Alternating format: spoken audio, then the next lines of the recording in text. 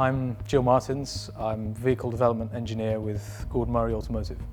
So an average day for me could be twofold. We could either be working back at base here at Windlesham, coordinating development activities, planning future tests, assisting the technicians with rebuilding and re-prepping cars for these tests. On the other hand, we are also testing out and about. So in the UK, we'll test at facilities like Millbrook Proving Ground, which we use a lot, Myra.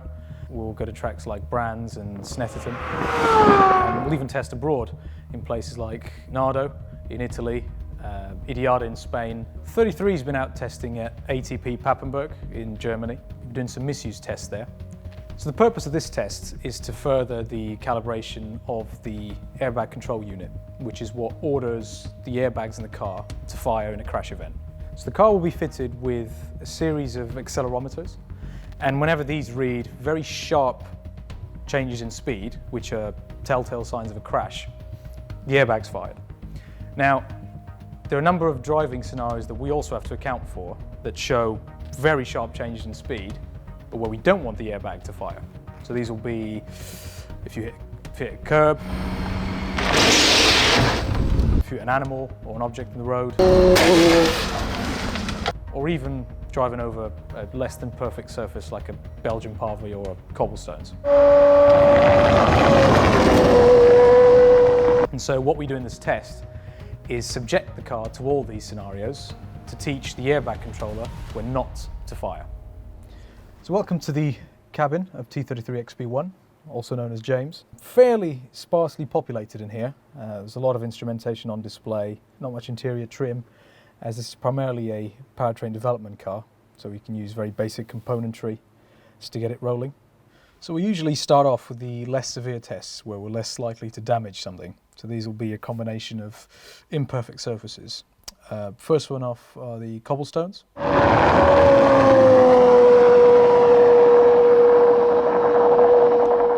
Then we move on to the ramp plate tracks. These are somewhat akin to the ridges you'll see on the M25.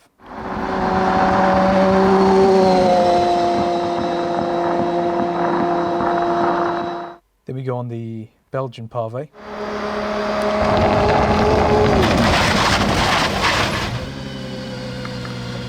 And then we go onto a washboard style surface.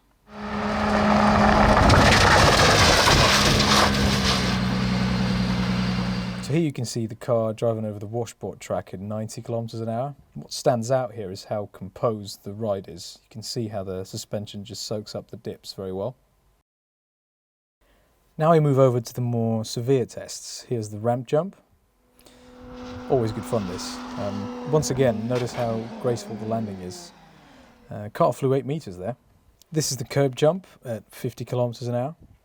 And we were all quite surprised at how it cleared a 3-inch metal curb with very sharp edges without puncturing a single tyre. So the wheel held up pretty well. Very, very minor warping there from where it drove over the curb. Now the bore strike is one of the latter tests we do, given it can take a decent toll on the front end of the car. This is done at 70 kilometers an hour, and the impact was such that it actually punctured the front right cheek radiator. The bore is essentially a duffel bag about this big, and it's filled with crumb rubber, a bit like synthetic pitch, and it's weighed up to about 80 kilos, and this one was named Ian by the Papenburg engineers. So now with the bumper removed, you can see the effect that the bore strike had on this condenser. See it bent a bit there and over there, tore the pipe out as well, but otherwise pretty good. Now on to the most aggressive test, the curb strike at 20 kilometers an hour. Brace for impact. Oof. Now that does look worse than it is. The techs just replaced the upright and the brake disc and it was rolling again. You can see the witness marks from the curb strike. Fairly superficial damage. So the car's been rebuilt now, and it'll spend the rest of its life doing dyno work to help us develop engine calibration for emissions testing. So whilst we don't expect the car to be driven in this manner very often, you can rest assured it can cope with that and that the airbag won't fire erroneously.